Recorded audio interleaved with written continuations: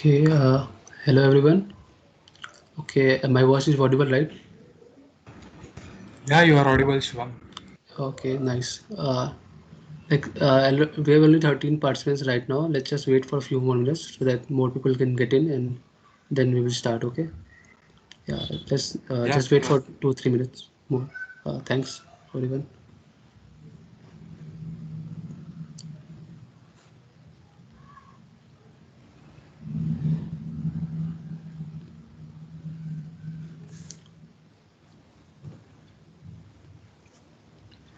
Until then, guys, you can always use the chat for interacting with us. So just write a small yes in chat because such that we know that the chat is accessible for everyone.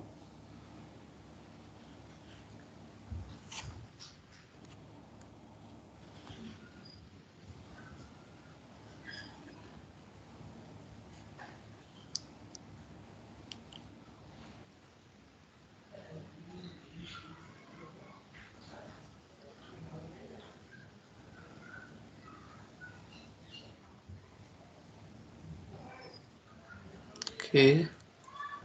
Okay, 10 people. Yes, Mangaldeep, you have raised your hand. Any issue? Sir, from my side, the chat is not enabled, sir. Can you please look that? Okay, okay. Let Okay. Okay.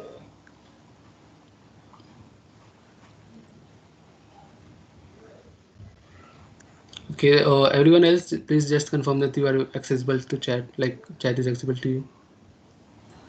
Sir, actually, it's showing that the chat is general meeting is only for the available to the team members, sir, not for all.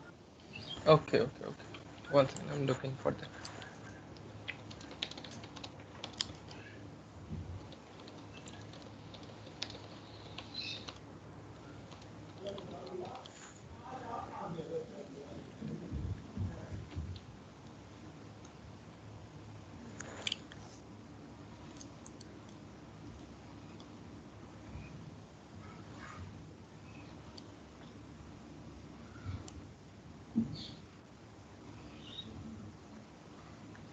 Okay, we have 21 participants till now. Okay, it's increasing slowly. Just wait for like 2 3 4 minutes.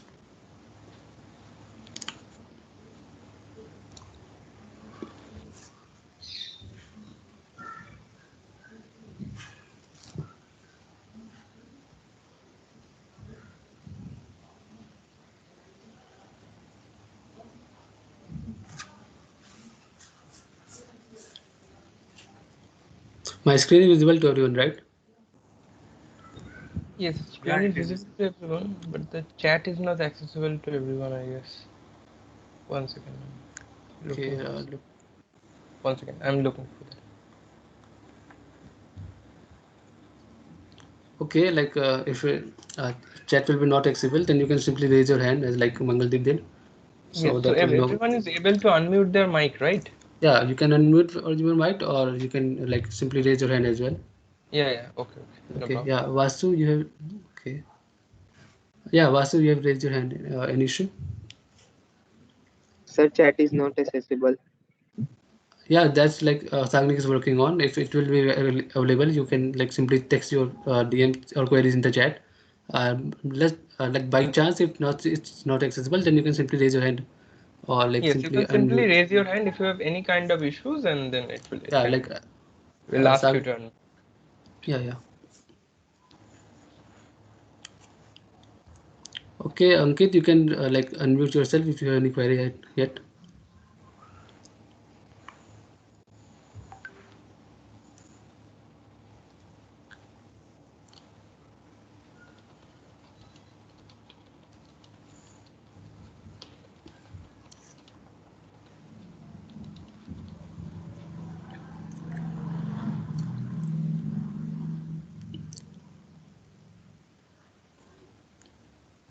Okay, Ankit. Yeah, I guess 25 people are already here, so I guess we can start, Shivam. Okay, yeah, like Ankit has raised their hand. Okay, so he's Okay, okay, no down. problem. Okay, no issue. Okay, so let's start. Okay, so hello everyone. Uh, Welcome to the our event. Thanks first of all, thanks for joining this event. And I am Shivam Sahu, currently a second year student at IIT Patna. And today with me we have Sagnik Mitra from Sister Nivedita University. I am currently Alpha Microsoft Learn Student Ambassador, and Sagnik is a Beta. So this is my first event. Oh, it's okay. So like if there will be any, you can take any mistakes from me, you can please pardon me. And let's start. Okay, so first of all, before starting the main event, like some people are still going joining on. I would like to share, talk about two things, which I guess everyone should know and everyone should go for it. Okay, so like first thing is basically the Microsoft Learn to the Ambassadors. Okay, so like I guess most of you must be knowing about this thing. What is this thing? But still, I will give a short intro about this. So basically, Microsoft Learn Student Ambassador is a like community of students, or you can say specifically a community of student developers who are basically like leading the tech circles of their own community or region. Or as you can say, they are the like evangelists of their own community. So I will be also sharing like what will be the if you want to apply to Microsoft Learn, what will be the procedure and what will be the benefits like what one will be getting after getting selected in this program. So okay, I'm going to the incognito mode so I can give you the brief intro about this program. Okay, so if you want to apply for this program, you simply have to go to the studentsambassador.microsoft.com, and you have to make a Microsoft account to sign in. Let me just sign in with my another account. So yeah, I have signed in, and as now you can see that there is an apply now button from which you can apply for this program. Okay, like the whole application is very like easy or short, but only the main part of this application is the essay questions. So basically, firstly, there's some eligibility criteria for this program. Like you have to at least be 16-year-old at the time of submission. You must be currently a full-time student at a college or university, and you must be must have a valid identification. Like everyone has it, no issue. And then like we will go with the like they ask for our personal information like name, gender, pronoun, these things. Then later, you have to give the details of your education, like from where you have studied, from where you have taken your degree or whatever you are doing currently. And then this is here comes the main part of the application, which is basically the essay questions. So they ask basically three questions. First is the inspire, second is the teach, and third is the promote. Okay, out of these three, you can select anyone to give a video demonstration, because like they want you can select any one of them to give a video. Like they want essay answer, written answer in two, and they want a video in the which you have selected. So if you select for the teach, you will have to give the video demonstration link of your ability or like your speaking skills here, and you have to write the answers for the other two. So after this, when you will submit, this is the whole main part of your application, and like your whole application will be just on mainly on these three things, like how efforts you have given in writing the applications, and how good you are at the speaking skills and the leadership skills at your at your community.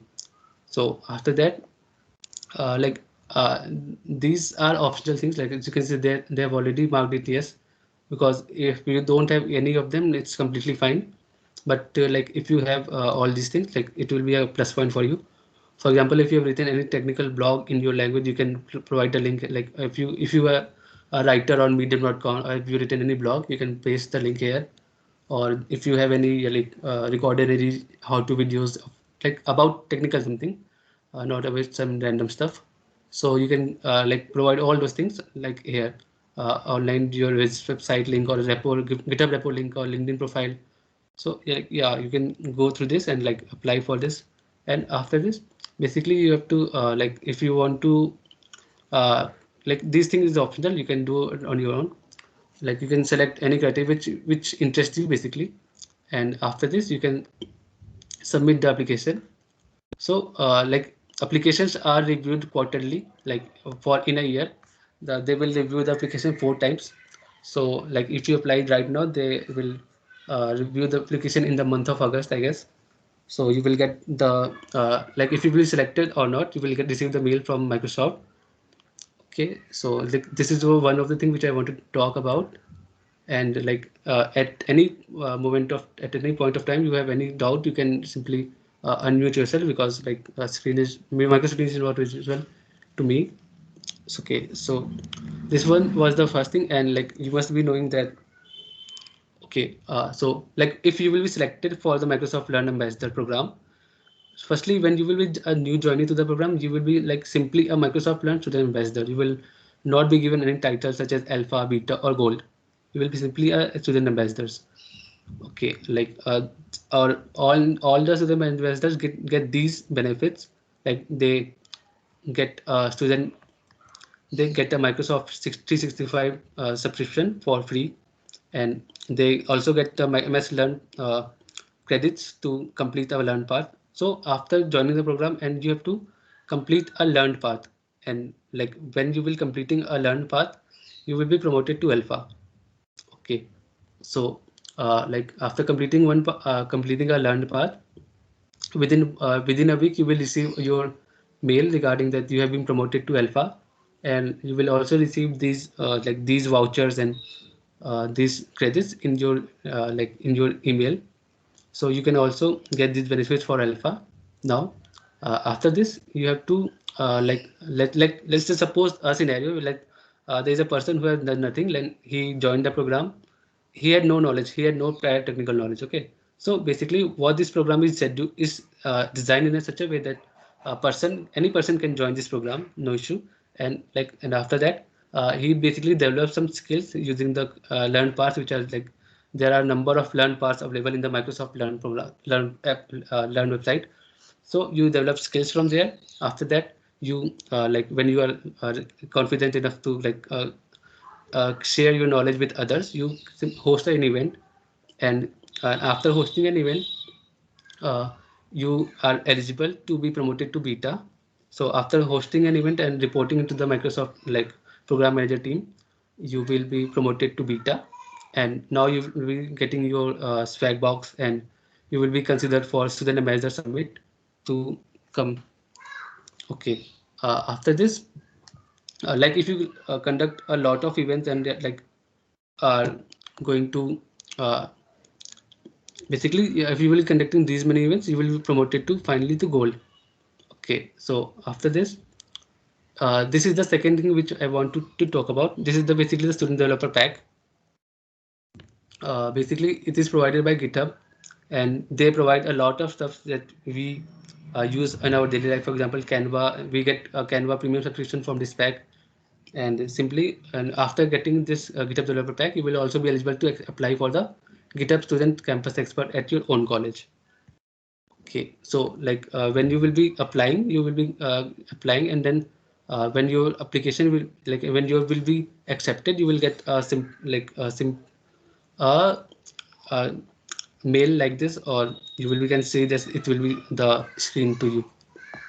Okay, so let's start with our main event, which is basically the hosting app on Streamlit. Okay, like till now, if anyone have any question, please ask. Like you can ask, or any questions till now, like just about GitHub Campus Expert or Microsoft Learn.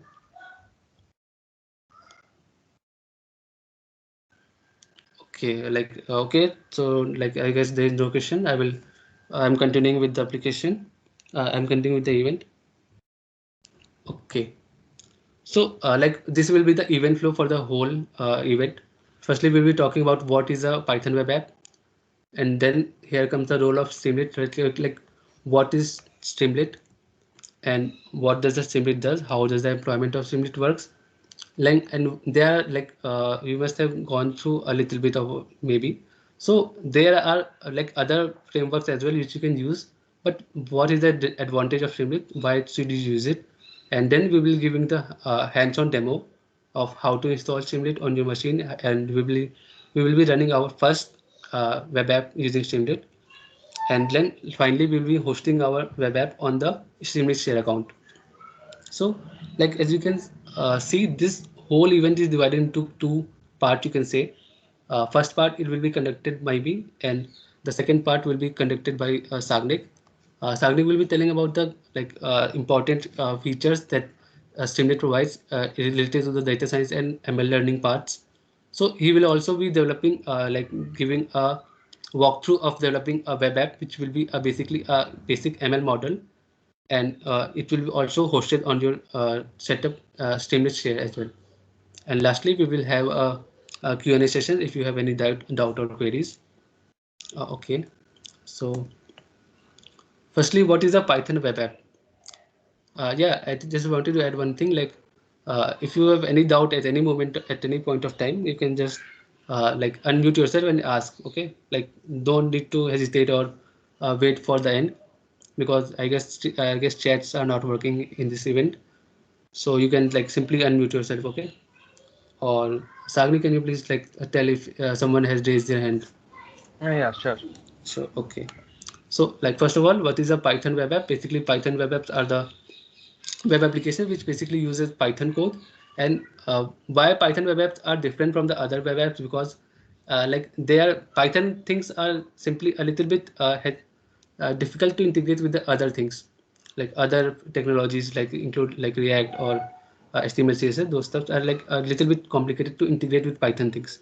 So basically, we have to search for a thing which basically runs on Python, and we can develop our web app very easily.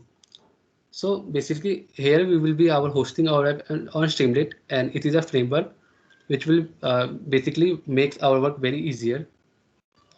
So yeah, here comes the Streamlit. So first of all, what is Streamlit? As you can see, Streamlit is an open source Python framework. As I have already told, there are many frameworks. As you can say, there is already a Python framework, Flask. You must be knowing about that. But this is open source and new Python framework that is very much easy as compared to other frameworks, and you can create your web apps by using Streamlit for not just in hours but just in minutes. And it's mainly used for creating web apps related to machine learning and data science, because it has a number of features related to these things. Okay, but you can also use it for your own purposes. I've also used this thing for my project as well. We will be showing this project at the end, and these are the advantages why you should be using, because whenever we have used another hosting services like Netlify or Heroku, yeah, it is basically a tedious task to host things on Netlify or you can say Heroku. But what Shilvit said, it basically provides a one-tap deployment service. I will be explaining what this one-tap development service means very soon. Okay, so first of all, let's get started with the creating our first app. Okay, so our event was in our event flow, it was mentioned how deployment works. But first of all, we should have something to deploy, right? So let us ruko zara, let us wait some time, and and we will cover this section in the hands-on demo when we will be hosting our first app on Streamlit Share. So first of all, let's go to create our first Streamlit app. So yeah, first of all, we have to basically install Streamlit on our local machine, and there are only 3 prerequisites. Now, even I won't say that these things are prerequisites, because these things are very basic things, and everyone has this. So I will be using VS Code for you can use any text editor of your choice, but I'll be using VS Code for this.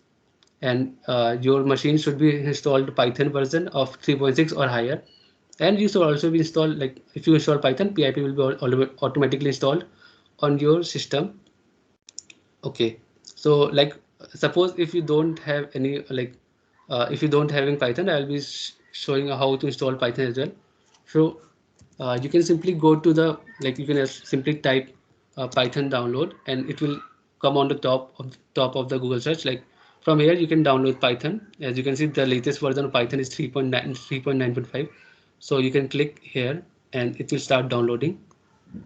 Yeah, so as you can see, it's downloaded and I've already installed, so I'm not going to install it once again. And like we have already VS Code here, so no issue of this. And last thing, which is PIP, which I already installed in my computer. Just a thing, VS Code is starting.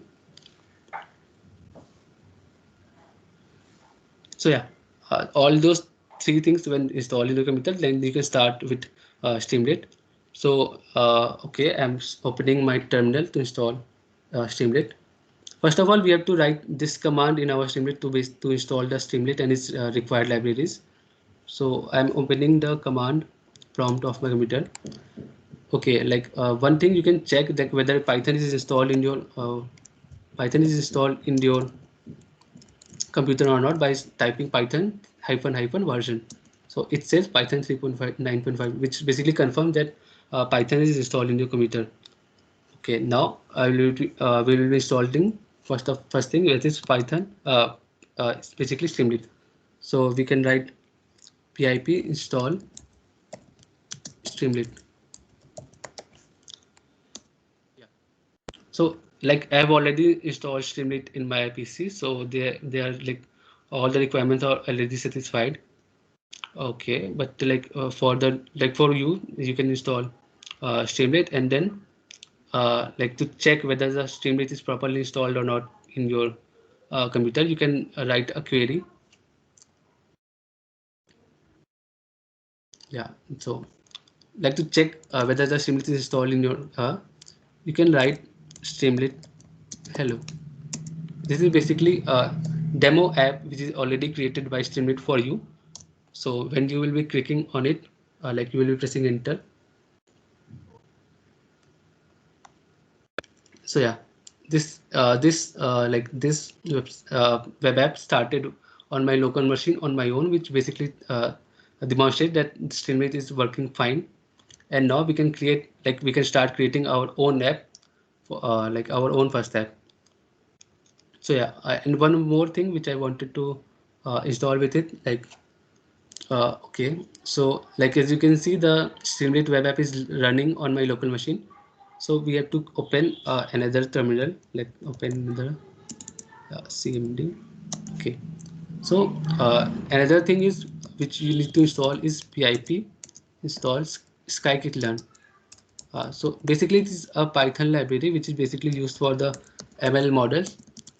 It contains a very much useful uh, you can say features or programs that is used in the ML model.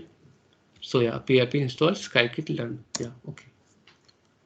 So it's getting installed on my PC, as you can see, and it will also install all those things which will be required by scikit-learn. So like till it is downloading, let's move on.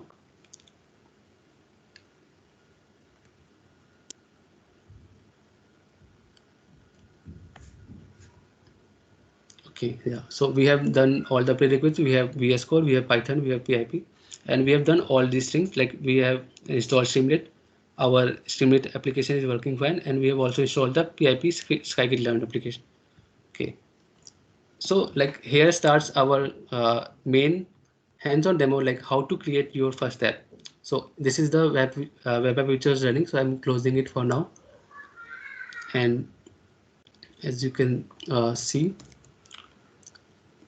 I'm going to create my first app, which is basically in VS Code. So I'll be creating a new file, and I'll be writing the name of this file as like you can make this file anywhere. I'm giving the name of this file as first app.py, and I'm selecting the all files, and yeah, like save it in a location where your terminal, or you like remember the location where you are making this file, because it will be used when you will be running this app. Okay, so I am creating this in C user Shivam, and my name of the file is first app.py. Okay, so save. So like as you must have been knowing that like in Python we have to import things, like it's installed on your machine, but you have to import things to use. So firstly, I'll be importing the Streamlit on its own. Like we will be writing Streamlit, import Streamlit as st. Yeah, okay. We have basically imported the Streamlit as st. Like st will be considered as Streamlit everywhere. And now, like first of all, we can start like whether our app is getting recognized or not. So we will type in the hello world with this. So we can write st dot write. Like you can see how easy it is to work on Streamlit. Like for example, you have to write or like print anything. You have to just do this like simply st.write and just save this file. As you can see, the circle is gone, so it's saved on my computer. And now we will be running from here. Like to run up your web app, you have to simply write Streamlit run and the name of your file. For example, here the name of my file is first app. So I'll be, and yeah, make sure that like you are in the same location as where your file is. For example, as you have I've already told my file is is in C user Shivam, and as you can see that it's my terminal is also open in C user Shivam. So if it is not the case, you can simply move to that location in your terminal and then start typing. So Streamlit run first.py. Yeah, so if I'll be clicking it, it will start running on my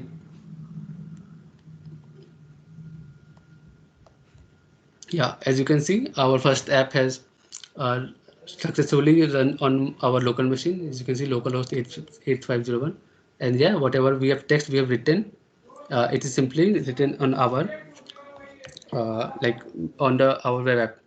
Okay, like basically Streamlit provides you a various of other features as well. Like if you don't want like this black theme, you can also go to settings and like use the you can change the theme as well. Okay, so like basically I'm using a light theme for this demonstration. So like as you can see, it is hello world is simply printed on the screen. And now we will be doing some other stuffs as well. Like I'll be giving the basics of Streamlit, like whatever things you can do in Streamlit. So now like we have written this text, and now we will be like simply uh, importing an image and basically displaying it on our web app. So we have to write like this st basically Streamlit dot image, which means you are importing an image from your machine, and here you have to give the, you can say, relative path of the image. For example, as I have already downloaded an image named as streamlit.png in my local machine at the same location. So you have to make sure that like you have to give the correct path of the image. So like in the single quotations, you have to write the path. So like I'm in the same location and my file name is sorry, like my file name is streamlit.png. So I'll be writing dot slash. Now my file name is Streamlit. As you can see that it will start giving you suggestions as well. So yeah, this is the name of my file. As I can show you here.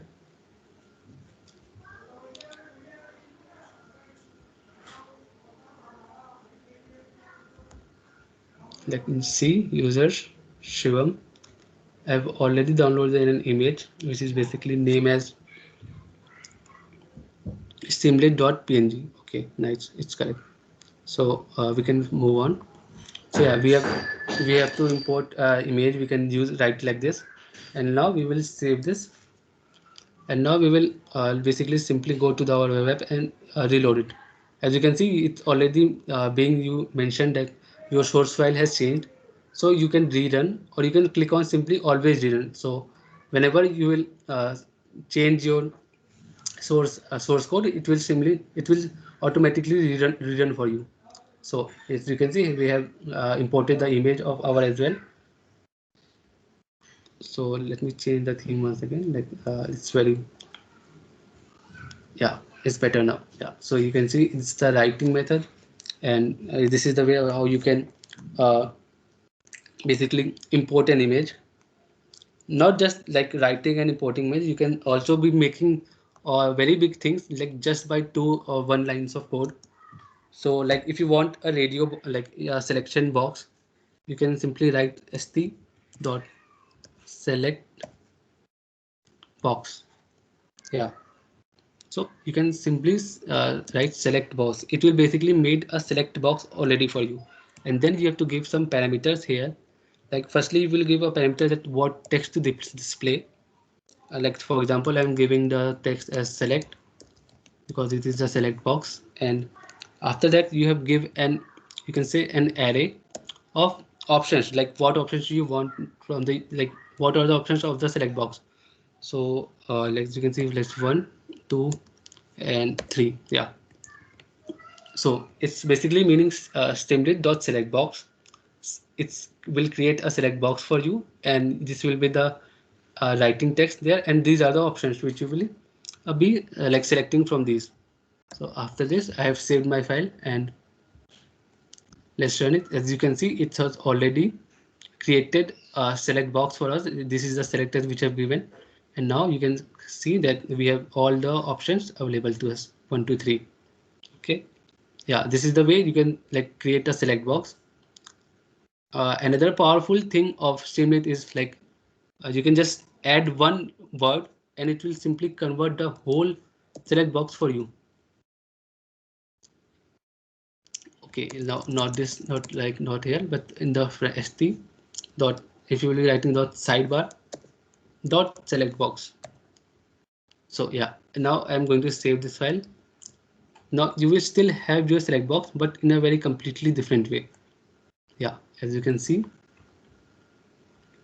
it has basically created a side panel for you, and just by one word of code, and here your thing is working as like it was working here, but it is now provided in, it's now shifted to the side of the window. You can also like close it from here and open it from here. Okay, so like it was up to the text. We have like from this point of now time, we have written like how to write text, how to import images, and how to like create a select box. Also, like there are many cases when you'll be requiring input from the users. For example, you will be requiring text input from the user. So you can simply write st dot text input, and you will be like writing a dummy text at the place where you'll be writing text what to display. So if I give like our text is dummy text is hello world, and we are taking the input from the user. So I have saved my file. I'm like running. So yeah, you can see we have got a typing area. Basically, we can type any text here. But the problem is like you will type here, but where will it get saved? Where will it will get saved? So like you have to write just another few words. Like for example, you want to like you let's call and let's create a variable input underscore text. Yeah, so underscore text. So whatever, as you can see, so whatever the input will be given by the user, it will be simply stored in this variable. And as you can also print it to verify that whether your text is getting stored or not. So as you can see, I have like first I have taken the input from the user, basically which will be something text, and I have saved it in the input text variable. And after that we are like for in Python we basically have to write something as like print, and you have to write the name of the variable. But in Streamlit you don't have to write even this. You just can simply write the name and it will display the value of the variable. So yeah, I have saved my file. I'm going to like check. So yeah, as you can see, like when you will be writing, for example, I'm writing my name. I have written Shivam, and after entering, like when you press enter, it will be like a hot reloaded on your screen, and you can do what, like you can take input from user like in this way. This is basically a text input. Now you can also take like this was just text. You can also take number input user, because sometimes we need and to take number input from user. This is the same. Like for example, I'm creating another variable num text, sorry num input, and like you can write take whatever name you want to write, give you a variable, and now streamlit dot you want a number input, so you will simply write numbers underscore input, and it's basically it will require the same Hello, parameters. sir. Hello. Sir, can we divided the two name in two parts, sir? Which Means two lines, sir. In the sorry output window, sir. In the output window. okay, yeah. So you shown, sir, your name. That the first name and the last name, sir. The username. Yeah, Can we divide it into two lines? like yeah, that like you can take two, like because basically are you asking for like you want to No, take sir. user as No, sir. No, yeah. sir. In the Hello, output Shivam. window. Hmm. Hello, Shivam. Let me answer this. Mangaldeep, I guess you are trying. What are you trying to say? That what input I am taking, you want to print every word in every line, right? Actually, sir, there is one name, sir, Subham Sahu. So I am Yes. telling that the Yes. first name is Subham is one line and Sahu is in the Yes, next line, sure, sir. sure, sure, sure. Yeah, So yes. for that, you need to string split. You need to split the string. Okay. So there is a Okay, sir. function in Python called split. So if I want to split this, so there is string dot split dot what from what I need to split. Okay. So I will share the Shivam. You continue, and I will share in Okay. the chat Mangaldeep the code. Okay, for Yeah, yeah, sir. doing. Okay, sir. Yeah. Okay. Okay. Thank you, sir. Sir, chat Yeah. is not visible, sir, actually. Chat is not visible for you guys. No, sir. Okay. I guess chat is not working, Sagnik. No, So I guess it's chat is not. completely okay. Like you can unmute No, yourself sir, and it's ask visible, the question. sir. Chat is visible for you guys, right? Sir, for Yes, me, sir. it's not visible, sir. Okay. So it is Okay, telling so that the last chat is participant was raise your available hand for if you the want team to ask members, sir. something. It is okay, Okay, right? like maybe it will be it's visible for some people and maybe for not. So like for those who are it's not visible, you can simply unmute yourself or you can raise your hand. Okay, no issue. Yes, yes. Yeah. So like whatever you should you can like there are number of Python functions which are available for like these string operations. So you can like check that Savnik already mentioned that there is a Python function string.split. So you can use this. And now I'm going to continue with the number input. Like it will be basically consisting of the same parameters, like giving a dummy text, and yeah, that's it. So also we'll be printing it. So yeah. So yeah, I guess till now you have get a good idea of how Streamlit works and like how easy it is to work in Streamlit. So yeah, like every time you will be writing something and clicking enter, it will be saved in your variable. As you can see, it is here. And Streamlit already provides you an additional feature of like incrementing your number input by one or decreasing by your number by the smallest precision, which is basically visible. As you can see, it's visible is precision is 0.01, so it's decrementing on its decrementing 0.01 every time. That's okay, no issue. So basically this is was the number input. Yeah.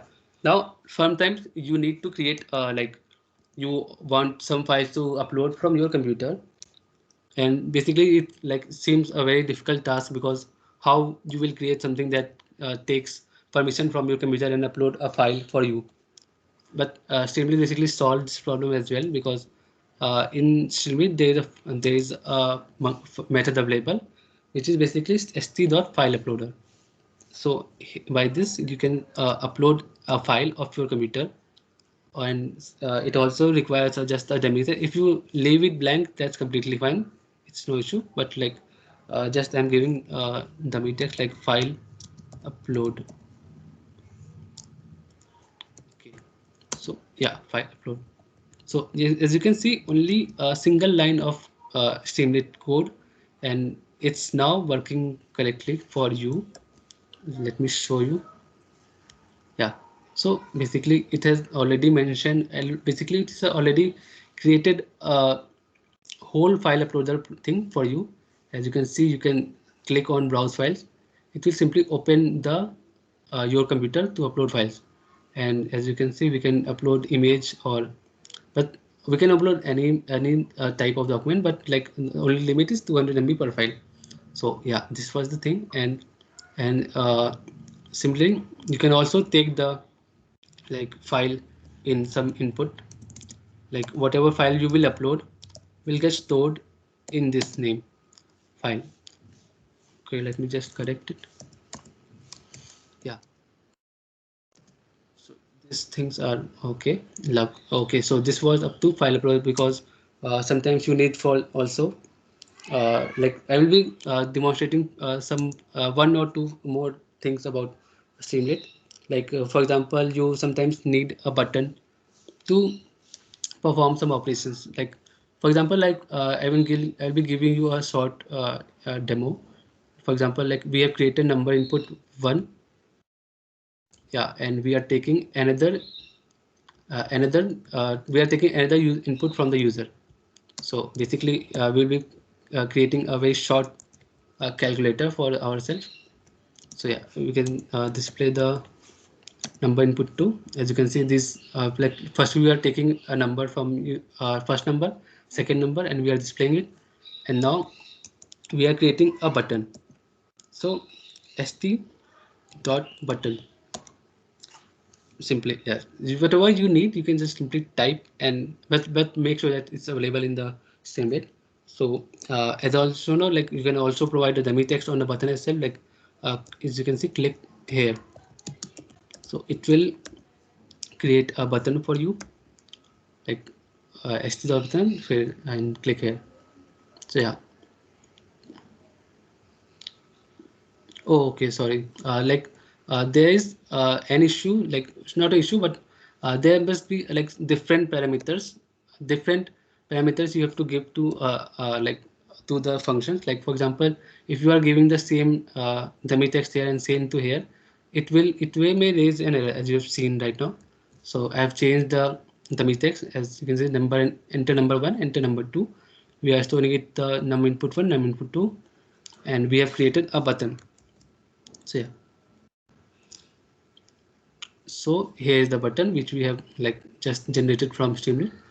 So as you can see, yeah, let's just like as if we are clicking right now, it's not going to perform any operation for us because we have not like written anything in front of it. Only thing to be noted here, like in Streamlit, when a button is clicked, it returns a bool value. Like at this point of time, it like whenever I click, it will give a return value of true. So basically, we have to use a little bit of programming here. Like we have to return if st dot button you can write your the text here. Click is equal to true, and after this, whatever you want, like whatever you want from, like when you whatever task you want from the user, like what you want, like for example, we are going to perform addition. Okay, so it will simply uh, take another variable input 3 is equal to num input 1 plus num input 2. Okay, like it will no reason to like give equal to true value, because when it will be clicked, it will simply return a true value, and when it will return a true value, this whole if statement gets triggered, or you can say gets true. So it will start executing the internal block. So yeah, as you can see, like internal, we have written input 3 is equal to num input 1 plus num input 2, and now we are basically uh, printing the our result. So yeah, up to this point, I'm saving the file, and let's start like which one button is it? Like we have the small button. Okay. Okay. So for example, we are writing 45, and here we are writing 82, 72, 78. Okay, now these values are get stored in the variable, as you can see. And now when I will be clicking click, it will run the code of the inner block, and it will simply give me the results. So in this way you can simply create a first, like it will be a good project to start a calculator or make a calculator for the first web app of your Python. So yeah, it was like the button feature of the Streamlit. Moving on, we will be also seeing the last feature, or you can say the widget of the Streamlit. Sometimes you need slider to like select the range of a particular value. So we can write here as st dot select dot select underscore slider. So yeah, this will generate a slider for you, and this has some parameters like to give. First of all, you have to give the dummy text to display. For example, we are giving a dummy text a slider, and after this, you have to give the your you have to give your basically what are the options available should be available on your slider, and the first option which we will give will be the default. For example, let me just run it and show you on the app. So yeah, a slider is created for you, as our one value was the initial, or you can say the first option which we have given. Yeah, first, like if you will be given 10, it will be defaultly selected to 10. So as you can see, one is selected, and you can simply slide to 2 or 3 or whatever values you want. As you can see, this will create a basically a simple slider for you. And like it's basically overall this app is looking good, because you don't have to care about the styling and all those stuff in your web app. It will be like managed by the Streamlit itself, and also it provides like number of features on its own. Like you can click on run or save, so it will automatically saved. You can select the themes. Okay, I'm using dark. Okay, yeah. And yeah, like for example, this is your web app, and you have developed this up to like this was your complete final web app. So now you basically want to host it, or you want to show it to the world. Like you don't want just to be in your local machine and you have to write everything like again and again. The Streamlit run first app.py, and then it will start on your local machine. You don't want this, right?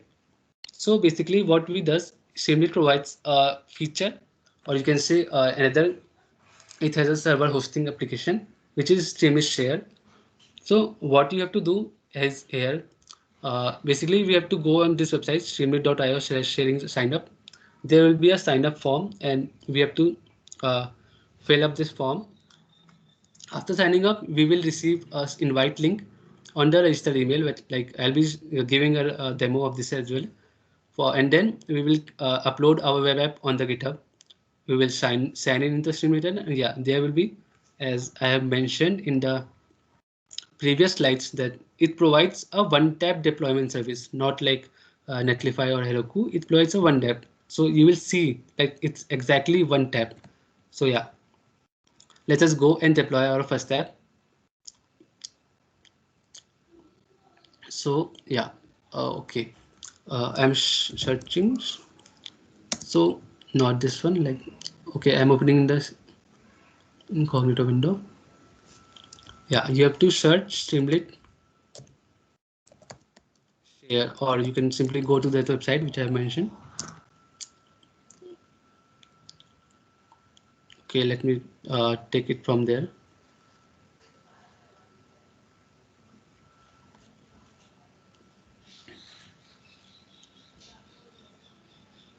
Yeah, because maybe like I've already mentioned signed in so many times, so it's not showing me this. So yeah, this all thing will be provided you in a doc, so no worry of this thing. And when you will be like when we will be going to this website, you can see get an invite to Streamlit Sharing, because like It's like you can say a bit of a new or recent feature, or you can say a new technology in the market. So they currently are not allowing everyone to register at the same time, because they it may like may break their like get a very heavy load on their servers. So they are allowing a particular number of time, a number of people like every week. They're basically inviting people every week or accepting people. So you have to sign up here. Basically, this is the form which I was talking about. You have to give your name, last name, and the email ID which you have used on GitHub. And this is not mandatory as of now. Only three things are required: your name, last name, and your email ID. And then you will you click on this button. You will be signed up. Okay, so when you will be signed up, you will be receiving a mail like this. Like I received this type of mail. Basically, this will be a confirmation mail that you are registered, and you will be receiving your invite link very soon. As you can see, I have received this mail on 3 May, 6:43 p.m.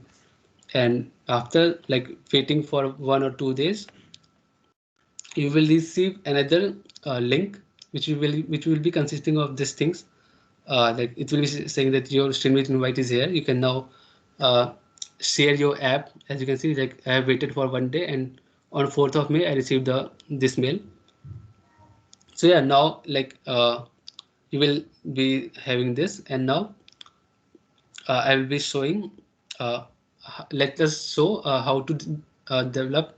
Like as you can see, like when then after that you will simply go to share.streamlit.io, log in with the account you have created, and now I'm going to create a new app. Like when you will sign in to here, there will be no of this. I've already hosted 2 apps, so I'll be hosting another app just for the sake of like demonstration. So like when you will sign in, you will refer to a dashboard like this thing, and you will create a new tab.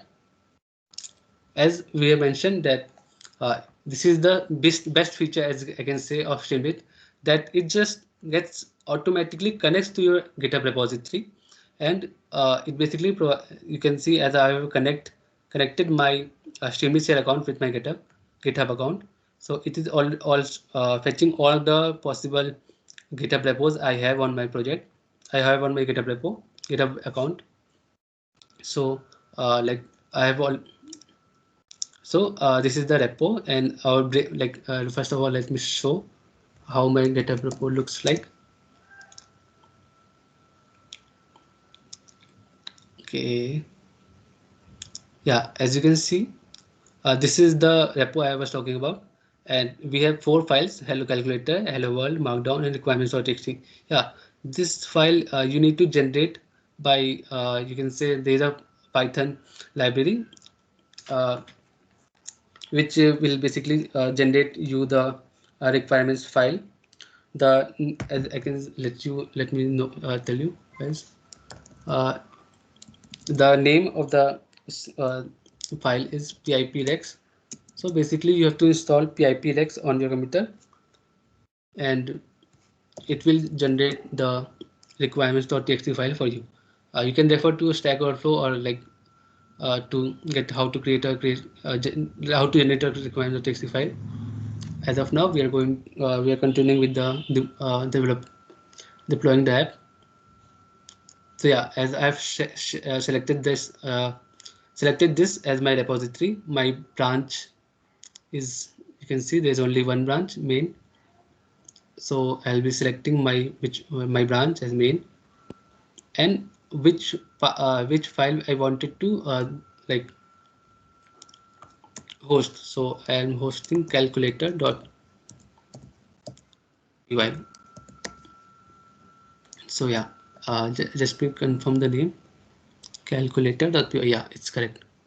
So basically you have to just give your repository, your branch, and your main file path, and then you just, like, this was the one tab I was talking about. You just have to click on deploy, and then it will start creating your app. And since like it will take around 4 to 5 minutes in completing this whole thing. And then whatever was running on your local machine, you will be getting a link, like as you can see. we will be getting a link like this, and we can share this link with our friends or colleagues or whatever you want, whichever you want to share. So this is the hosting process for Streamlit, and just like we are wait let it complete for, it will take around 2 to 3 minutes. Let's just wait for a few time till it gets completed. Till now, till then, like let's just show, or you can see the another app which I was created. Like, okay, I guess I needed to reboot it. Yeah, because sometimes it may happen that your server may like restart, so you have to reboot your file. So when it will be rebooted, it will be simply starting from again. Till now, let's, okay, yeah, as you can see, balloons are here, and so our calculator file is simply hosted on Streamlit, and you can see like whatever, if we like if we give an input of 45, we can select the operation as from the select box. I have already told you can give operations like add, subtract, multiply, divide, and in the, okay, no, I don't know what happened. Okay, so yeah, because we were dividing from 0, so like it said an error because we can't divide any number by 0. So we have selected 45, add, and with add with like 45 again. So we got our, like the moment I clicked enter, it's got reloaded, and we get our output as 90. For example, I change the output as 4. So yeah, I clicked enter and it's get automatically reloaded. So yeah, as you guys must have seen, like how easy it is to work with Streamlit and create a web app of your own choice, and like doing a lot of these things with the Streamlit. So yeah, this was just like very you can say basic app which is created, and like this is something which I have created for my school project, or sorry, college project. So yeah, this is a web app which I have created using Streamlit, and it is basically a shortest route visualizer for electric vehicles. And I've used some other things as well, as like I've used Google Cloud Platform and geocoding API for this. I can just show a simple demo, as if we are taking the input from user as like Patna, and we are basically taking the destination as Bihar Museum, which is basically located in Patna, and it basically gives the number of shortest routes or from source to destination on a map. So yeah, like selected, we can select the number of routes as we want. Like I'm selecting 3 as of now, and 10 as my distance range. So when I click on it, it will start the running the like main source code of the algorithm. So basically, it has fetched the latitudes and longitudes of the, you can say, whatever we have given input. It has fetched the coordinates using the geocoding API, and this is running. So basically, it is generating a graph of 10 kilometer, and yeah, as you can see, this is our source, and we have, like as I've seen, I have selected 3. So it has plotted 3 routes from our source to destination. First one is this one, second is this one, and third one maybe from here. And yeah, the shortest among all the k paths is indicated by the red color. Like this one is the shortest of all. So yeah, this was like up to as you can say, this was up to my part, and this was something which I have made. And now like Sagnik will be giving a hands-on on building like a good you can see a basic ML model app. So like Sagnik, are you there? Yeah, sure. Okay, so Thank you, over to you, Shivam, Sagnik. for the great introduction. So I guess till now everyone is clear that how much powerful Streamlit is, because it is basically providing you a platform for hosting a simple web app. Okay, you whatever simple, it can just print something, but it is okay, but it is hosting them. Okay, so for that, so first of all, anyone can unmute and say if my screen is visible. If my screen is visible, then I can continue. So is my screen visible to Yes. yeah, Yes. thank you. Yes. Yes, sir. Yes, thank you so much. So first of all, let's create something from scratch. So let's say let's go to GitHub. I have already a GitHub repository for today for Streamlit event. So this is the repository. I have already cloned the repository to my local machine. So I will open it. So here is the local repository. Okay. So I have already created a app.py, and this is basically a demo Excel file. I will show you later. Okay. So let me open it. So for opening, right click on, if you are using VS Code, then always select VS Code. Then okay. So after opening on VS Code, so as of guys, you know that through Streamlit we have many such tools and widgets that you can use to for your web app to host. So but now I will show you something, a very real life example of what you can do. Okay. So let me erase all of this, whatever it is written. So let's first plan something. Okay, what we can do. So let's say we are building a machine learning web app. Okay. So I'm importing some libraries first. So let's say I'm importing Streamlit. The first library which is needed is import Streamlit as st. Okay, so the Streamlit is the default Streamlit library that you need to import, and then two basic libraries that we need in all of our Python projects: NumPy as np, and Python and pandas as pd. Okay, so these are okay.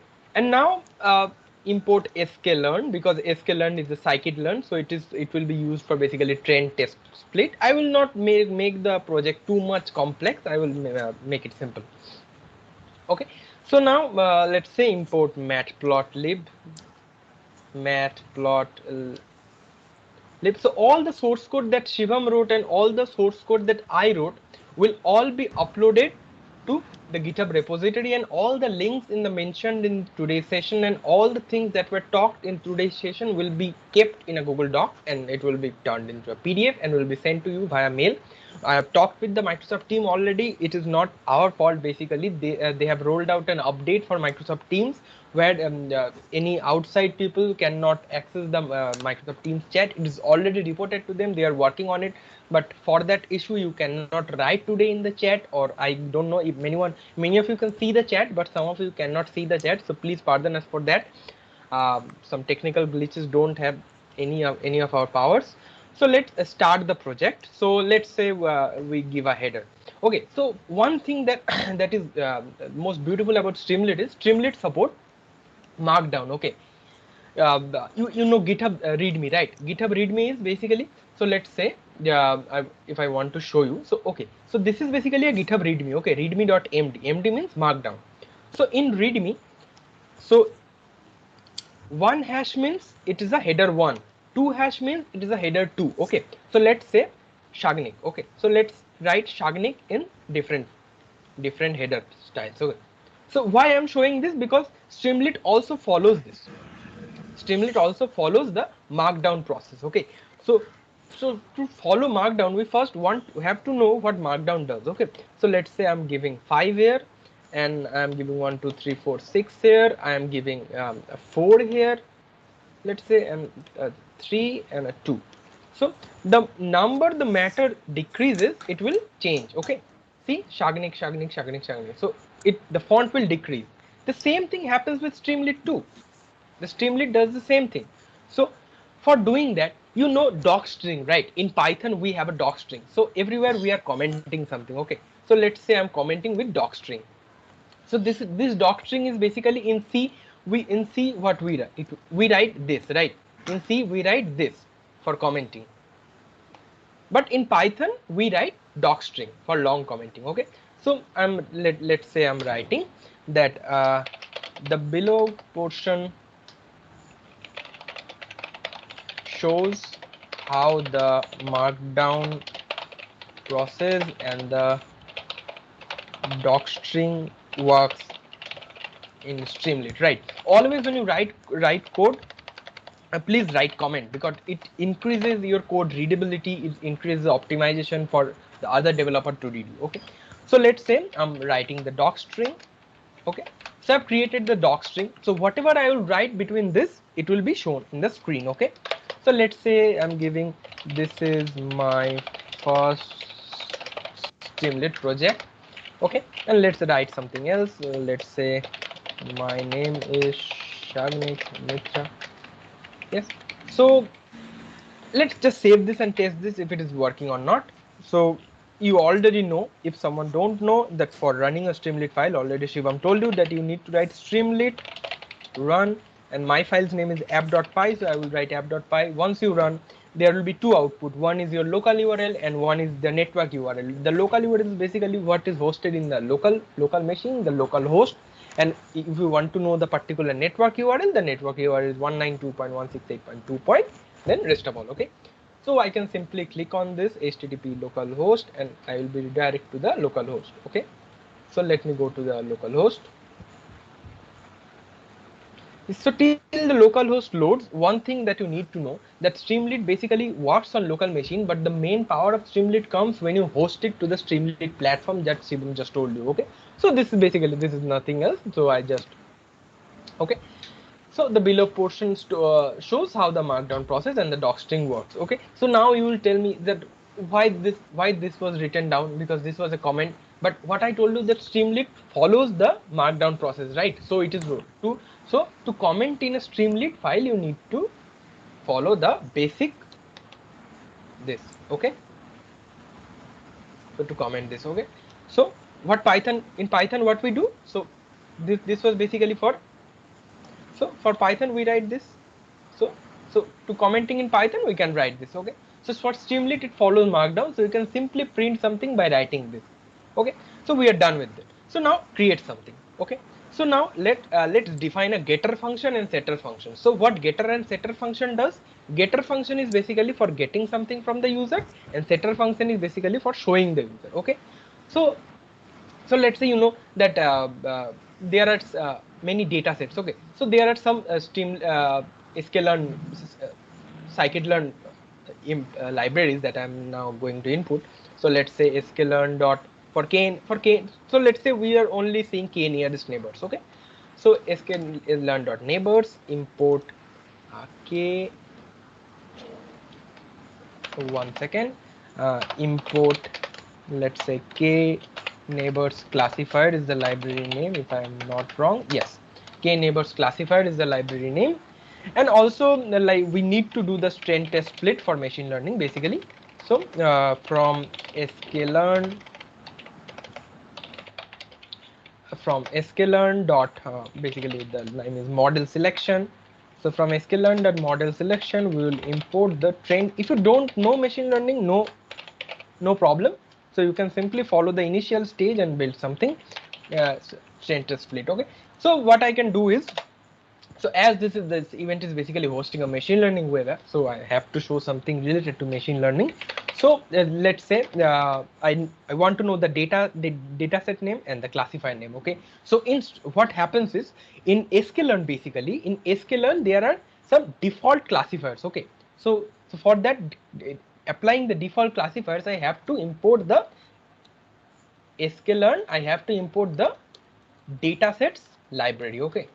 Datasets package basically, pardon me. So after that what I need to do, so I can now choose the dataset which I want to work on. So let's say datasets name, okay. So datasets name is what I want to select. So for selecting, the widget is st.select box, okay. So all the cheat sheet I will send you, so you can quickly go through it.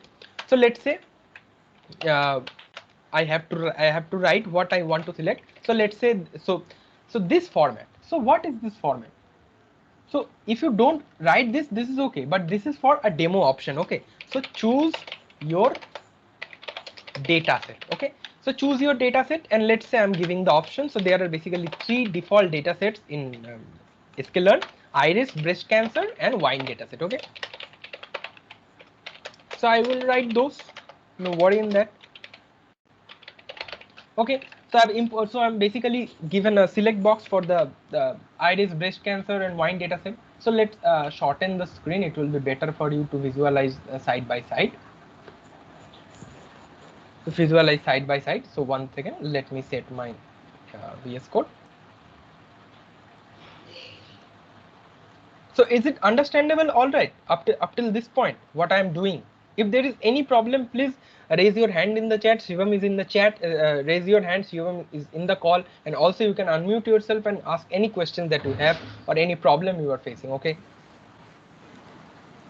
Yeah, You so can raise your hands, and I'll be like, yes, maybe Shagri will be busy, so I'll be thinking that someone has raised yes. your hand. Okay, so basically I can, so this is the choose your dataset option. Okay, so I'm removing all this, and now choose your dataset, the option is there, so I can choose iris, breast cancer or dataset, but this is just the getter function. Okay, now I have to write the setter function, what it will do, we need to specify that. Okay, so for that st.select box I have, so now I need to write that. Okay, st.write, now I need to write that. Okay, so this f thing is basically a formatted string in Python, right? Formatted string, what need to do, through formatted string we can write a string and also basically a variable name at once. Okay, so let's say hello user,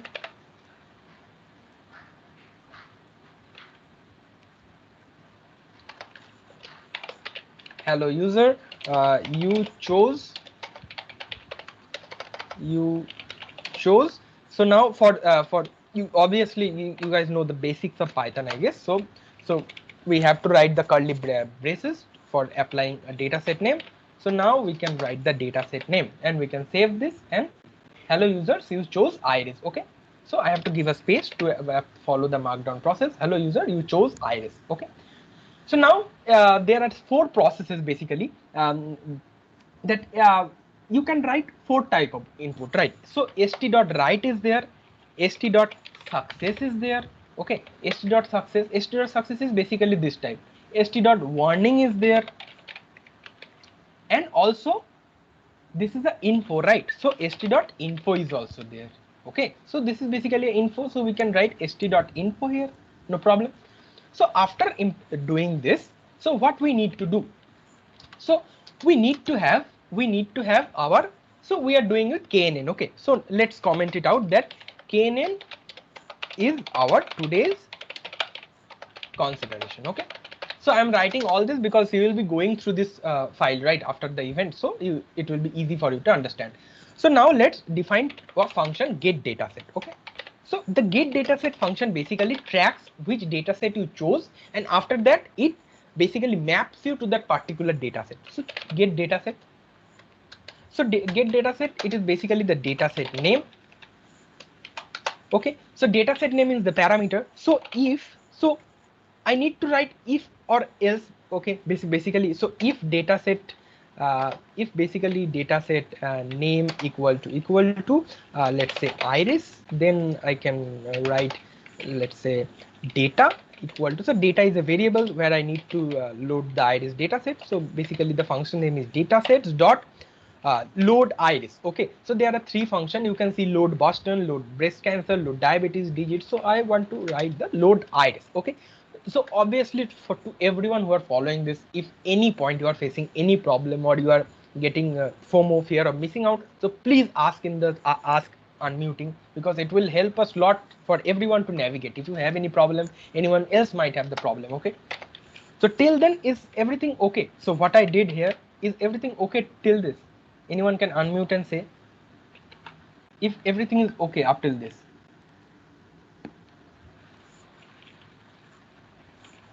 Shivam, my voice is audible, right? Hello. Yeah, Shagri, your voice was Okay, audible. okay, yeah, sure.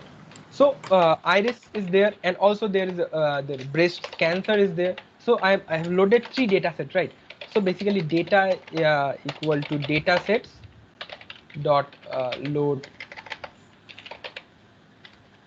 so load breast cancer is there. Okay, so now also else, basically data equal to, so I have done iris, I have done breast cancer, and if it is not this, so it is wine basically. So data sets dot load wine.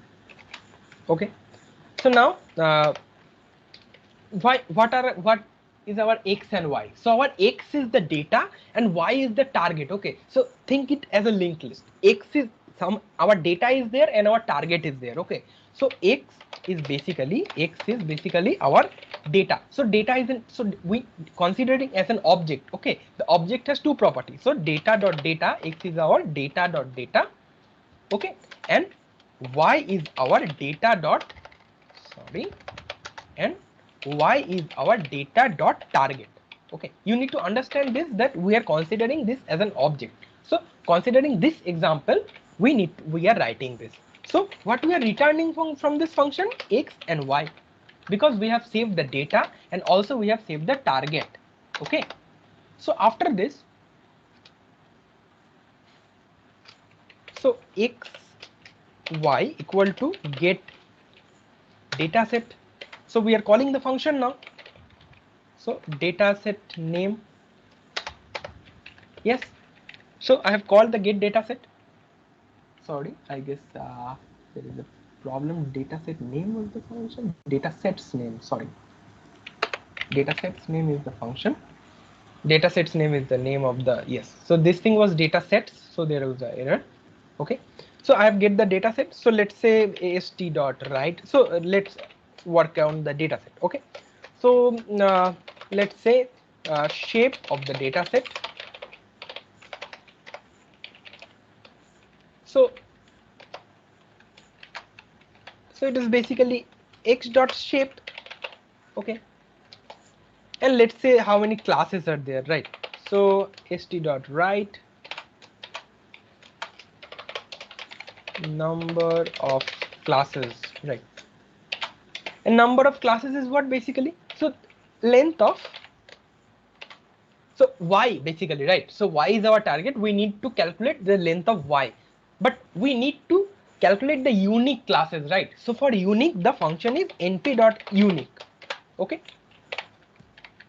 so this is basically the, okay, so number of shape of the data set is this, number of classes is this. So this is for iris. If I change breast cancer, it is this. If I change to wine data set, this is this. Okay, so length is np dot unique y. So now I need to, what I need to do, so now I need to I need to now work on this data set to get the accuracy scores, right? So let's say I have added this. So I have added this. So now my classifier name is also there. So let's say my classifier name is what? My classifier name is. So let's say let's define the classifier name. So our classifier name is basically KNN. Okay. Sure. So this thing is there. So now I need to add the parameter, right? So for KNN, the parameter is K value. For say, let's say for a, take an example, support vector machine. For support vector machine, the parameter is C value, and for random forest, the parameter is basically the max, dep, and n estimators. Okay, so these things might not be related to you if you are from first year or second year, but these things are the part of machine learning. You just see how we calculate the data. Okay, don't get into these theoretical things. Okay, so our classifier name is there, so we need to write the parameter. Okay, so we are adding the parameter. So let's say add parameter in the UI. So our this thing name is classifier name, and classifier name is basically the parameters. Okay, the parameters is basically the variable name is params. So params is basically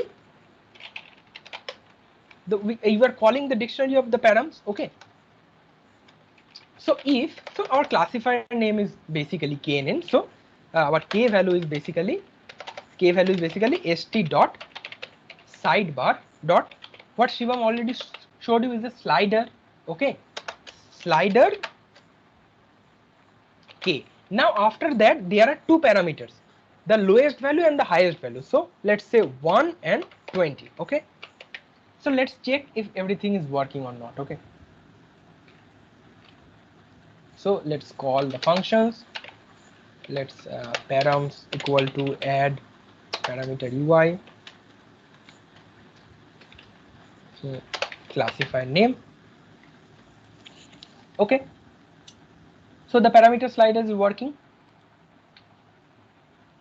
Yeah, so the parameter is working as of now. Now we just need to return the params from here. Okay, so basically here we need to params k. So for this the params is k, so params k equal to k, and we need to return the params. Sorry, params, yes. So our this part is done. Okay, so our UI part is done. So now what we need to do is we need to train, test, split it. So train, test, split basically part of machine learning. Okay, so basically x train. So so let's quickly write the code. Okay, so x train, x test, y train, y test equal to, so the function is train, test, split. Okay, so now x is basically our data, y is basically our target, and we need to set the test size. So test size is basically in what percentage you train the data and test the data. So let's say I want to train 80% of the data and test 20% of the data. So my test size is basically 20%. 20 by 100 is 0.2. So our test size is 0.2. Okay, equal to 0.2. So let's alter z, and now we need to write the random state. So random state you can write 1 2 3 4. Okay, no issue in that. You can write any default random state also. Sorry. So let's write 1 2 3 4. Yeah. So this is right. So now we need to fit our classifier also, right? So classifier. So this is okay, right? So this is okay from our side. So up till now this is okay. So now what we need to do, we need to get the classifier. Okay, for this case our classifier is knn. So let's define get, let's get classifier, let be the function name. Okay, so let's get classifier, and our parameter is classifier name, and classifier name and params. Okay, so we already declared this. So if classifier, so let's say if we don't need to write this, if basically we have only one. So our classifier is basically k neighbors classifier, and now the n neighbors is basically n neighbors equal to basically params of k, right? Params of k. So up till this is all right. So now we can simply return the classifier. Okay, so we return the classifier. So now we need to call the classifier function. So classifier equal to get classifier, and the basically the parameters are classifier name and the params. Okay, what is the issue? This object is not callable. Why, I don't know. Okay, let's, I guess this will be all automatically fixed. So classifier dot fit, we need to fit x train, y train, and we need to predict the score, right? So y pred equal to classifier dot predict x test. Okay, and now we just simply print it.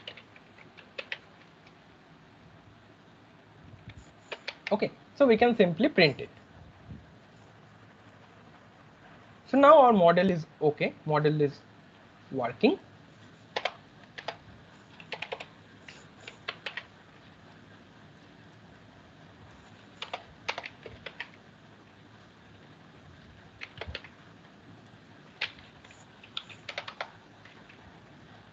Okay, so machine learning model is working basically here. See, we have imputed all these things: wine dataset, iris, and breast cancer, and wine dataset, and we need to impute this. So let's run this, right? So I have already coded this for you guys. Where I need to find, yes. So I've already coded this. So you can follow this. Yes. Yes. Yeah. So basically the thing I'm showing is already coded for your ease. Okay. So this is basically the description. I will send you all this so I can view the code, and let's say this is basically the main.py. So let's run this again. Okay. So now see,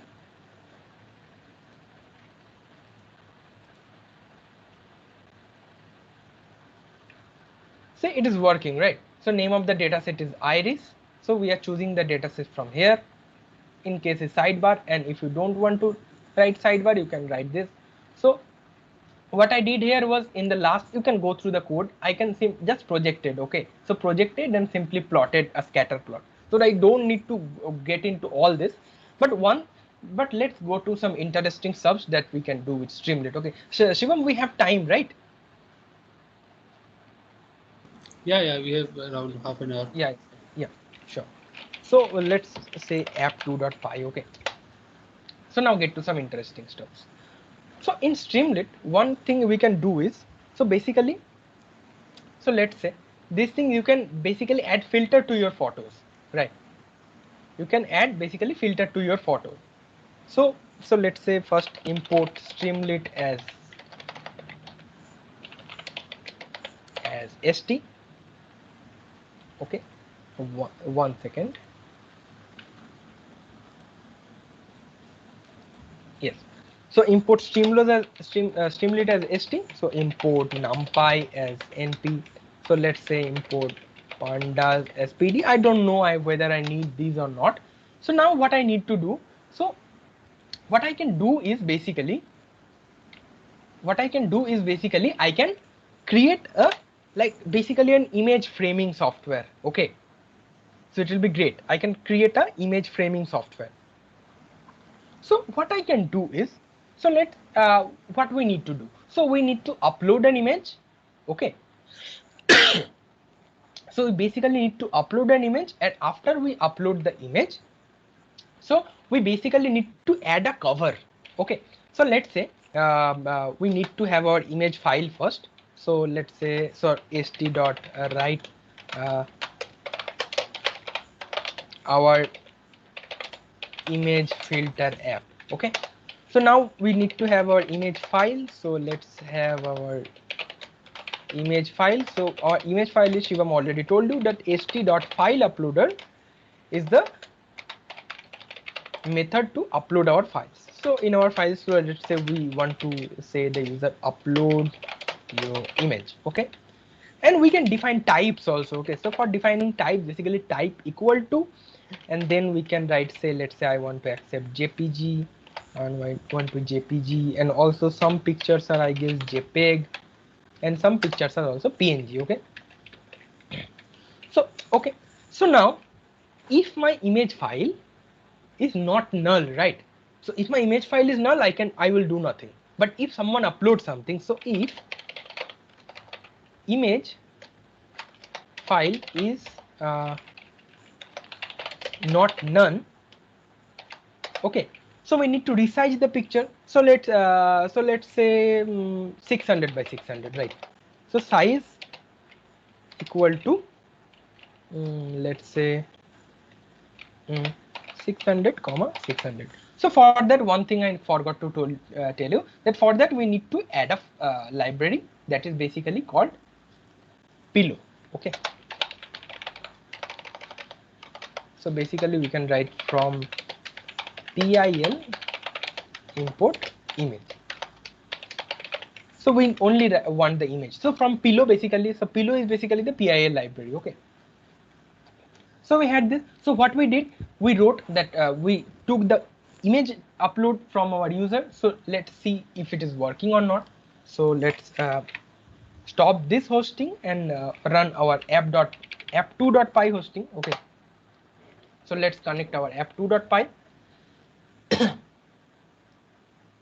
So these hosting things are too much interesting because you can upload your own photos and do your own stuffs, right? So, okay, so I can upload, I can open a new tab, and now my Streamlit tab will be opened there. Okay, so let's wait for some time for the Streamlit app to go. Till then, if you have any issues till now, you can tell me. The machine learning app that might look little bit overwhelming for you, but that is basically for explaining how Streamlit works. We will now work on a simple project now of uploading your image. Okay, and Shivam already showed you how a calculator works in Streamlit. You can simply do all the Python stuffs, and also after this I will show you how can you convert a already written Python file to a basically Streamlit file and basically visualize what you are doing, right? Okay, so let me open the, yes, so this is okay. So our image filter app, see, working, browse file, so I can browse file and show it to the user. So basically, so what I did was I just gave the user to upload a file. So okay, so once I click the browse file, so I have the option to upload the file. See, the dialog box open. So let's say let as cancel as of now. So our image, so we resize the image already. Okay, so now what we need to do, now we need to think that what we are trying to do. So we are trying to add a filter. Okay, so filter is basically a frame. So we're trying to add a frame or something over the picture. So let's say, let's search for Google frame png. Okay, so we need to have a png that is transparent, right? So if it is not transparent, then it will cover the picture. So we need to find something that is transparent. So let's find a simple picture that is transparent. So let's say this is transparent, right? I guess this is also transparent. Okay, so this is fine. This will be fine for us.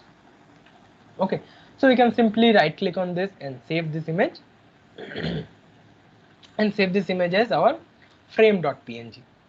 Okay, and now what we need to do, we need to copy that image to our directory where we are working. Okay, so let's copy this. Where was the frame? Here is the frame, and I need to go to home, to GitHub, Mitra, Streamlit event, and now here I can paste this. Okay, so now I can simply go to my VS Code, and after going to my VS Code, I can simply write that.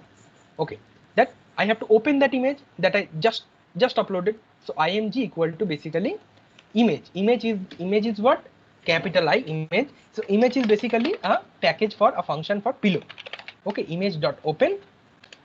So what is the file name? So my file name is I guess frame.png, right? Frame.png. And I you can skip this part, but I want to convert it to a RGBA format. So you can always skip this part because it is a little advanced, but I went through Google and came to know that there are different image filters so that your picture remains same in all of the platform, all of the phone, all of the laptop.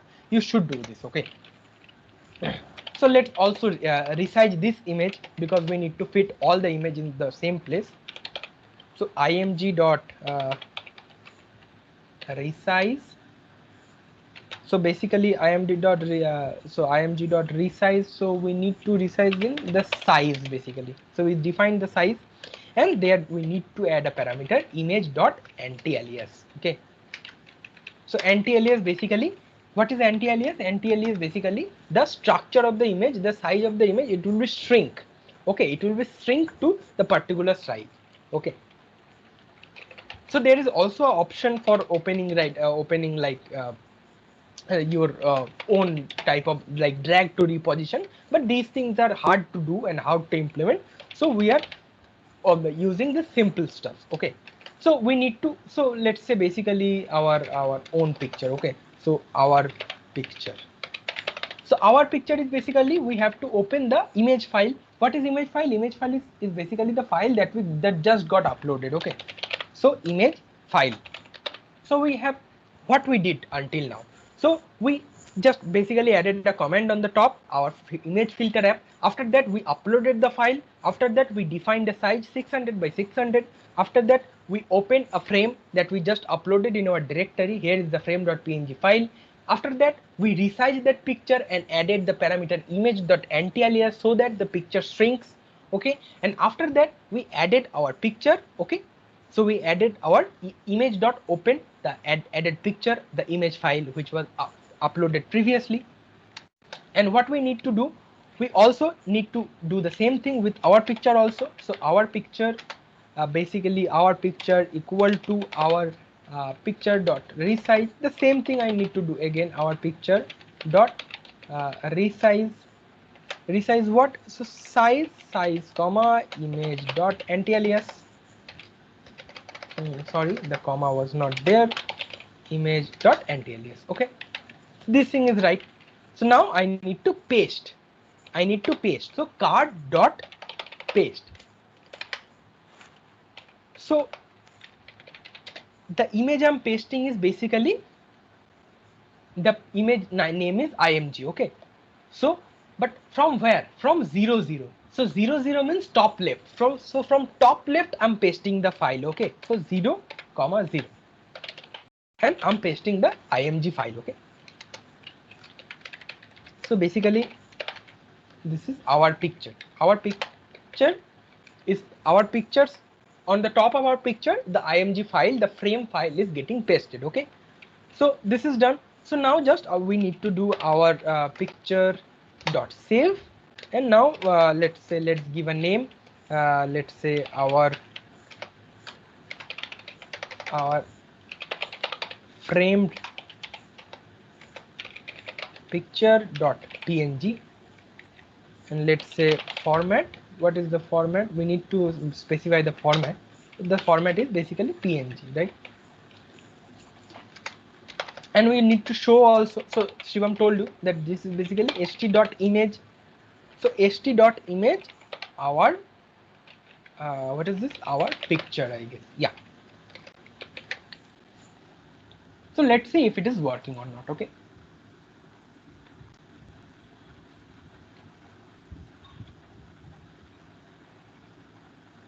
Okay. So why nothing is showing? Because if image file is not none, till now our image file is none. So let's say let's upload a picture. Let's upload Shivam's picture. Okay. So we uploaded the picture. It is running. It is loading. It is showing the picture. See, the frame is applied on it. Okay.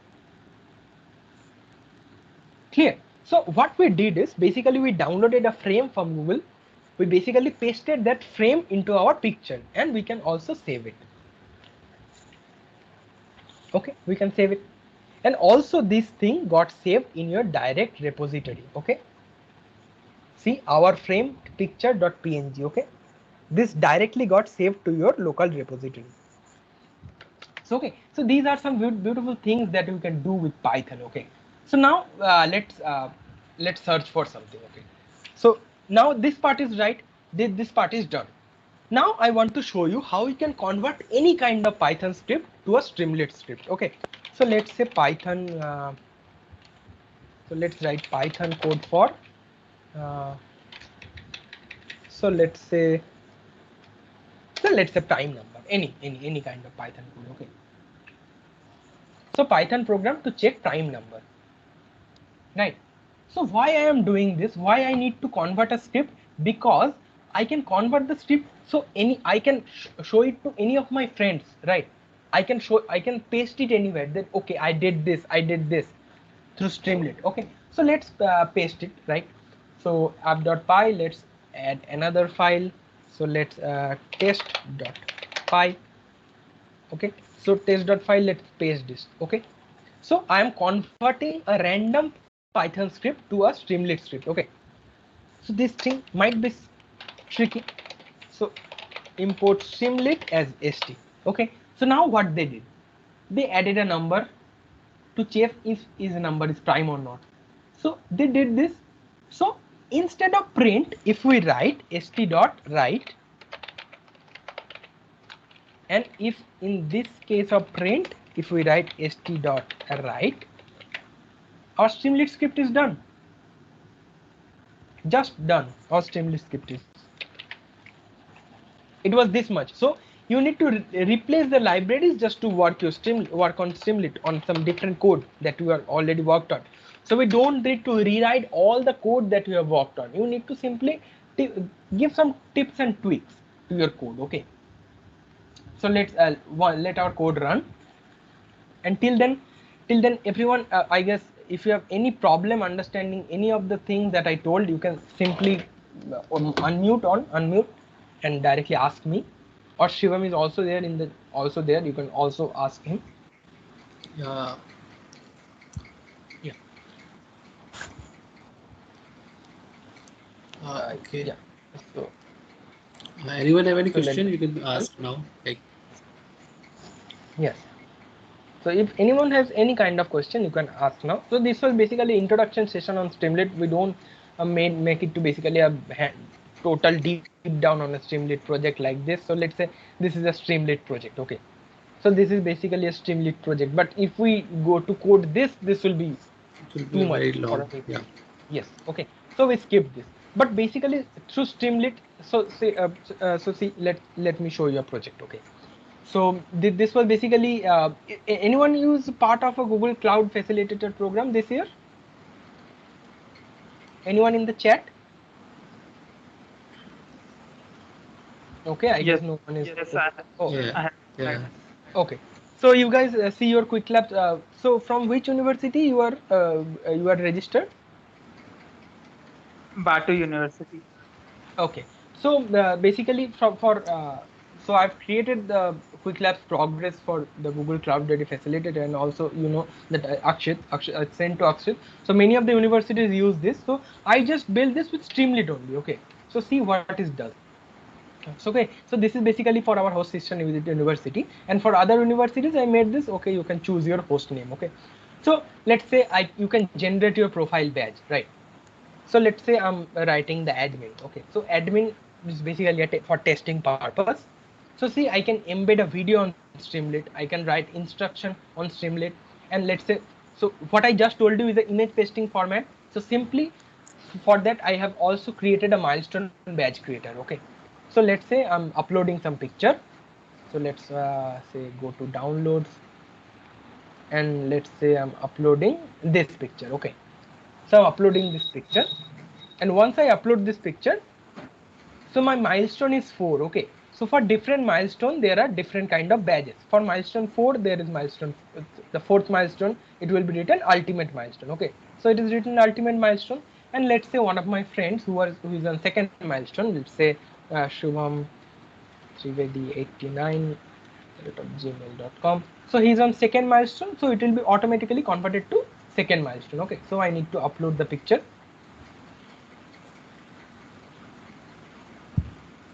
See, it got changed to second milestone. Okay, so this thing you can do, and also you can list the milestone achievers. See which people have achieved the milestone. There are milestone for the facilitator program. So these all things are done through Streamlit only. Okay, so you can also track your progress. So let's say I can check through your quick labs progress email ID. So these are the stuff. So I can also, so see, he has done 2 tracks. Okay, so relating to that, I am showing how many tracks we have done and how many tracks are left for the other milestones. Okay, so these are things are done with Streamlit, and also there are other project also. Shivam showed you his Yeah. project. I can. So, yes, Okay. I'm sharing my screen to share some projects ideas.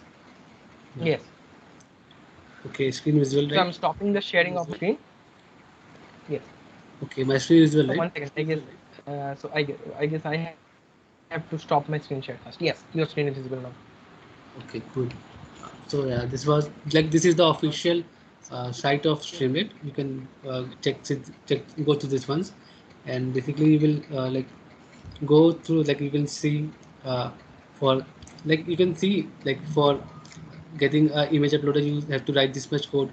For use picking a calendar you have to write this much code, and you can see for creating a graph or chart you just write this much of code. So you can see Streamlit is very much you can say time saving and a very fast thing.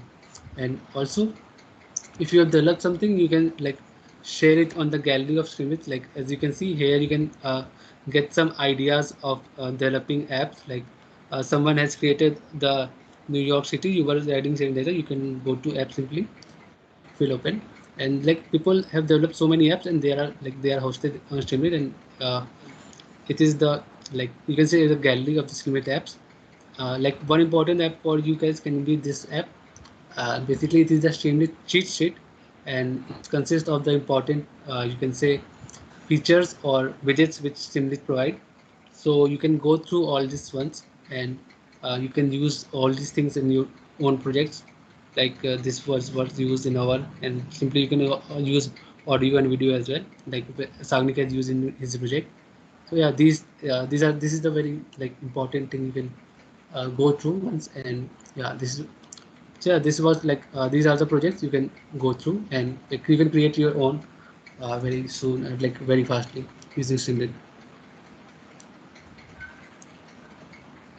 Okay, so yeah, like this was it. If anyone has any doubt, you can ask now. Like, I guess we are running out of time now. We have only 10 minutes left.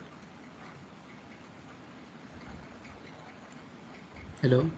Okay, I'm audible, right? Savni? Yes, Shivam, you're audible. Okay. So if anyone is having any kind of issues or any kind of queries they have, not particular to Streamlit, any particular to Python or VS Code, if they are facing any problems, so you can ask. Okay. And also, everyone before leaving, you just fill the form, because like all of the participants who just mentioned their uh, registered, not participated. So I'm simply showing throwing a Google form. Just fill up this too, and we will receive the certificate of this event. Okay. Yeah, like all the person will get a certificate from the Microsoft Learn Student Ambassadors. So like please fill this form so to you can we can mail the your certificate to you on your email IDs. And now like you can connect with us on like social media. These are the handles. You can like take a screenshot of any you want, and it's for Sarnik. Yeah. So yeah, that's what it like. It was the end of the presentation. Like, okay. Hello. Yes. Hello. Yeah. I have one question. Yes. Like Yeah, you Madhu. have shown that Google Cloud project. Uh, so have you created any data set to store the information of all the candidates or their respective And, no. might? So for that, I have used the Google Sheet and Google Cloud and Google Drive API. Okay. So I used three APIs. So after using three APIs, what I did was, so basically the what my target was what? So my target was basically like for facilitators, we get the data from Google directly. Okay. So what I did was, so I basically connected that data with Google Cloud, okay, with the help of Google Cloud API. And after using the Google Cloud API, I used the Google Drive API to fetch it to my Google Sheet. And after that, I used Google Sheet API to bringing it to my Python. Okay, so I've followed this method. So once I upload my Google Sheet on my local repository, it converts with the help of Google Cloud and Google Drive and Google Sheets, and now come to my Python. So I needed to do some tweaks and trips, but it is worth it, because all of the participants can see there are almost more than 7,000 clicks on the website. So it is working for participants, and also some more colleges are using it also. Okay, thank you. Yeah.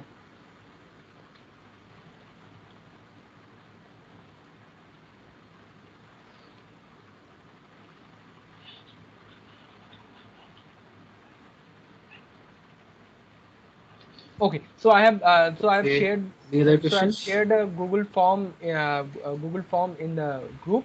So attend fill this form to basically get the certificates. Okay.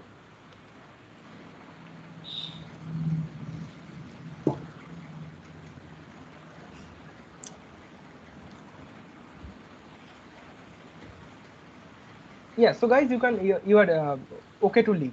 Like we are Just done with accept our it. presentation. If you want to ask anything, you can stay, or else you can start leaving now. Thank Yes. you for joining for the event. I hope you like learned something from it. Yes. Actually, chat box is not visible from my side. So how No, no. can I? I will send you a mail. No Okay. issues.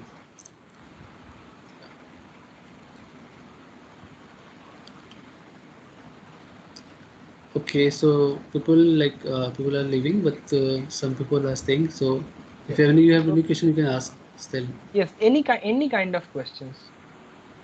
Okay, so the last 10 or 15 minute session is basically for any kind of queries.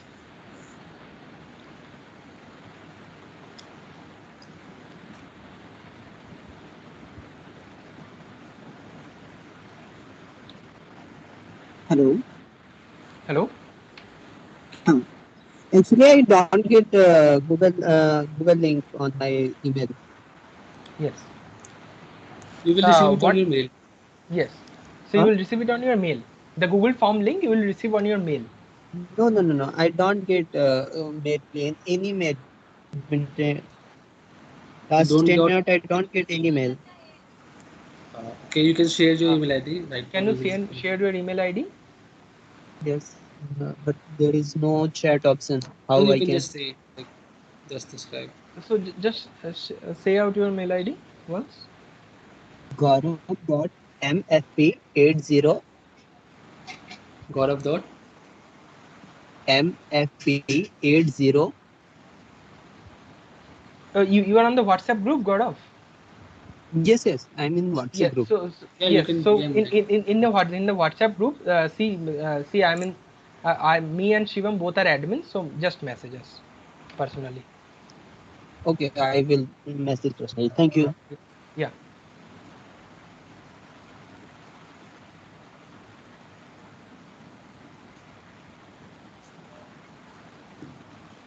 Okay. Hello. Hello. Yeah. Yeah, if we have you have given the demo of static thing, like we haven't included the database, na? Yes. So if we want to include the database, then how we can put it? Yes. So yes, we can. See, I'm showing.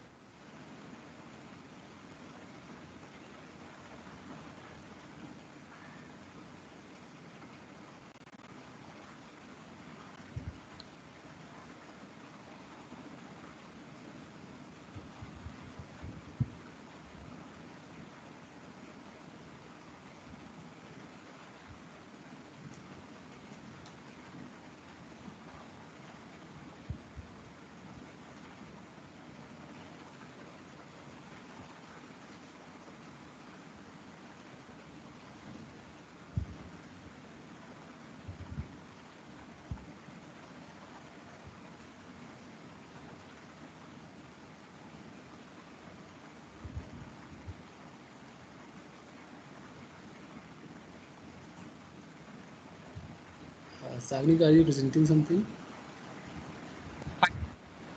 Nilesh, you have 5 minutes.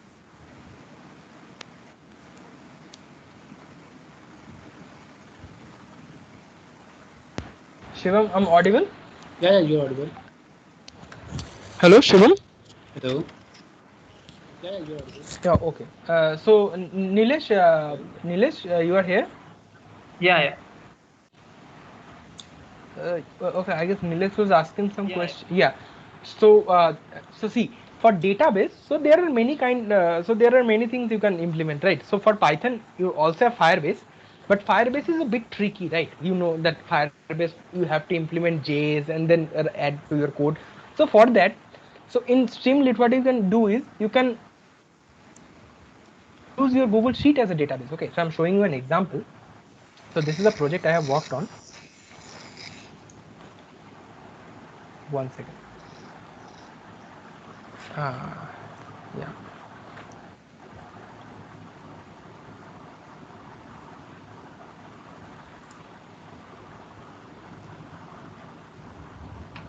Yes, so everyone. If anyone have not question, you can leave. So like the event is ended basically. Shivam, 1 minute. Okay, my laptop is a bit lagging. So Yeah, no issue, no issue.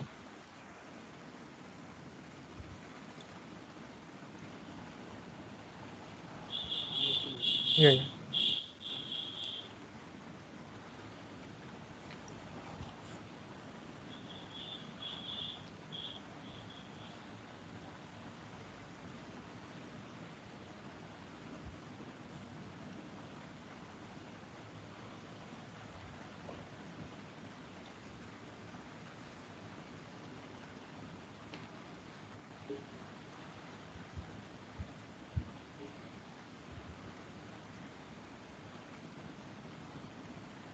Yes. So what I did was, so I worked on basically a COVID leads project. So what I needed to do is basically there are many volunteers that are not like techie, right? They are not tech savvy that much. So I thought of doing something. So for that, the participant involved, then they can also like add data to the database. For that, the best thing is nothing but like choosing Google Sheet, right? So Google Sheet or Excel file. But Google Sheet or Excel file cannot be used at the database directly. So for that, I needed to use the APIs. Okay. So what I did was, so let me show you. So I basically created two things: a front-end website. Okay. One. So my screen is visible right now. Yeah, visual. Yeah, visible.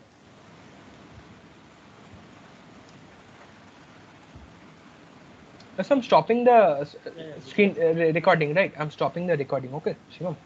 Yeah, sure. So I guess. Yeah, it's done. Like event is done. You can ask me questions. Yes. So this is basically the website. Okay.